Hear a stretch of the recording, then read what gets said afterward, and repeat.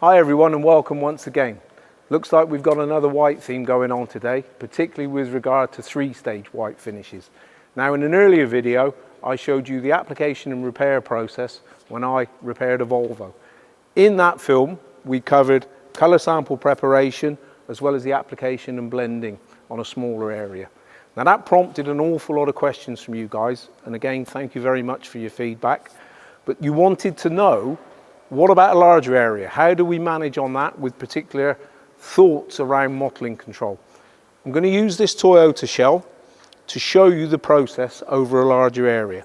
All of my prep work has been done. I've used a white undercoat product because, as I told you before in that earlier video, that will help me achieve hiding in fewer coats of base coat colour, saving time and money and reducing problems.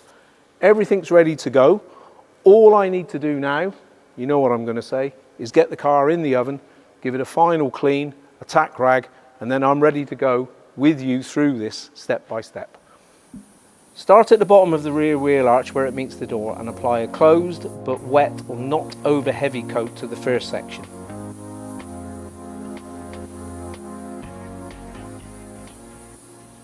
Apply immediately a second lighter coat at an increased distance, finishing inside of the first coat.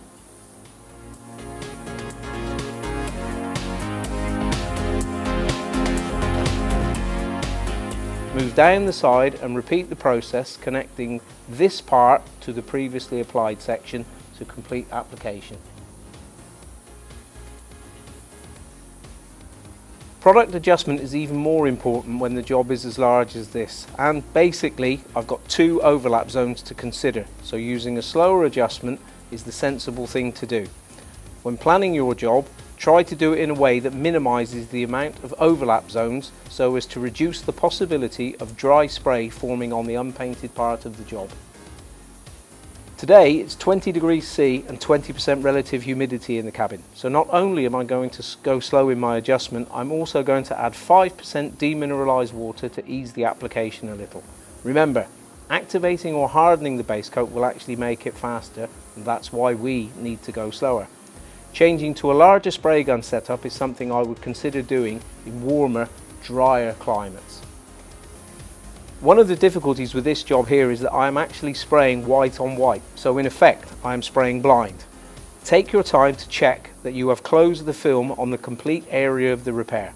Mistakes here can prove costly later on with an uneven appearance in the repair when it's finished.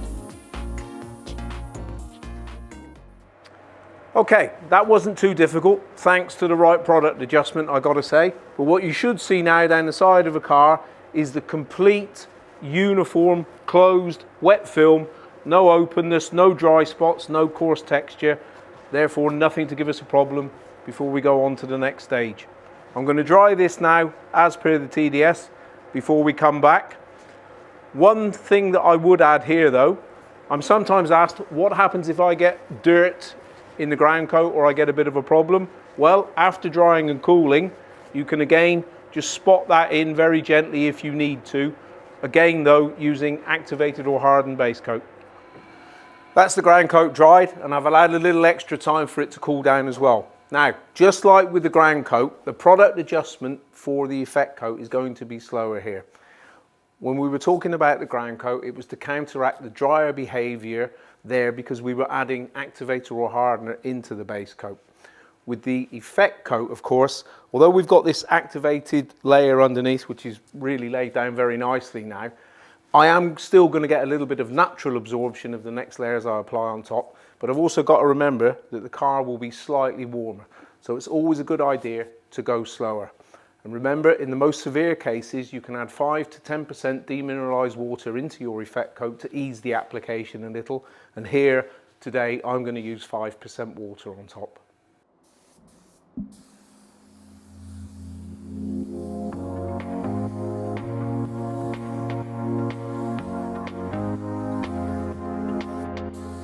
As with the ground coat, I am again applying from the bottom of the rear wheel arch where it meets the door. This process is just the same as applying a normal effect colour in 1.5 coats, apart from the fact that this is a translucent colour rather than a highly pigmented one. The focus here is keeping the effect coat inside of the first closed coat. Move down the side when you have completed the first section, ensuring that you merge each section together to give a continuous film. If further coats are needed for colour reproduction, these must be applied wet on wet using a staggered layering technique.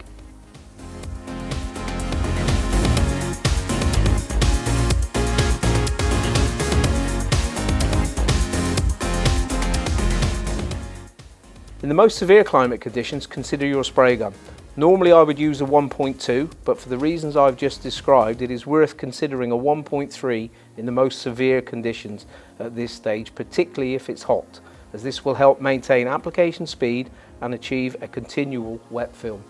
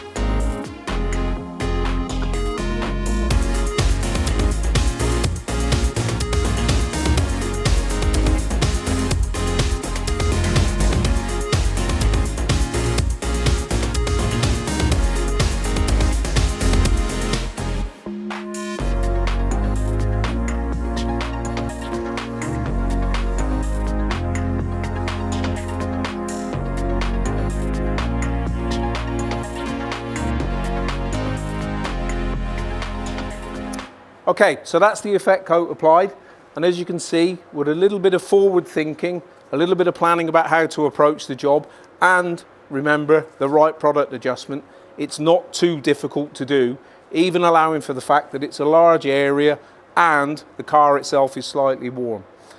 So I'm often asked now at this point, what happens if I get dirt or dust in my base coat, in my effect coat? What can I do? The simple answer is wash this layer off. You're not going to damage the layer underneath because that is activated and it's dry. Okay, so you've always got that opportunity. It's time now that I flash this off to get ready for clear. Now I have some choices. If you're lucky enough and you have, like we have here, an in-booth blowing system, that will be set somewhere between 35 up to say 40 degrees C. I can use that. I can use Venturis on a stand, or I can use handheld Venturis because this is not activated. If I'm going to use a handheld Venturi, I would also recommend to increase the temperature slightly so that it draws any remaining moisture and co-solvent out of the base coat, and that way it's not going to impact our clear coat film at all. So let me get on with that and I'll see you again afterwards for the clear coat. So here we are after flash, and this is looking really good so far. All I've got to do now is apply my favourite clear coat to finish the job. And if you're interested in which one I'm going to use, take a look on screen now.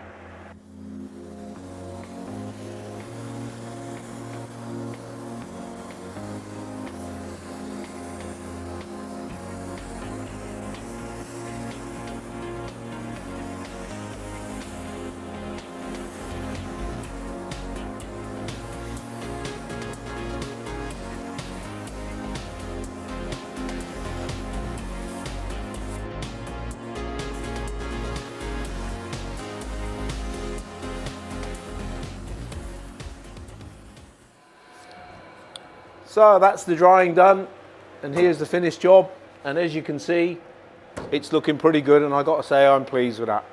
So that's how to go about repairing 3-stage on a larger area. Now if you combine the information and tips that I've given you here with that I gave you in our previous example where we did colour sample preparation and we did then the blending technique on the Volvo, you have pretty much everything you need to confidently go forward and repair these 3-stage finishes. Now it's up to you to put it into practice. Good luck.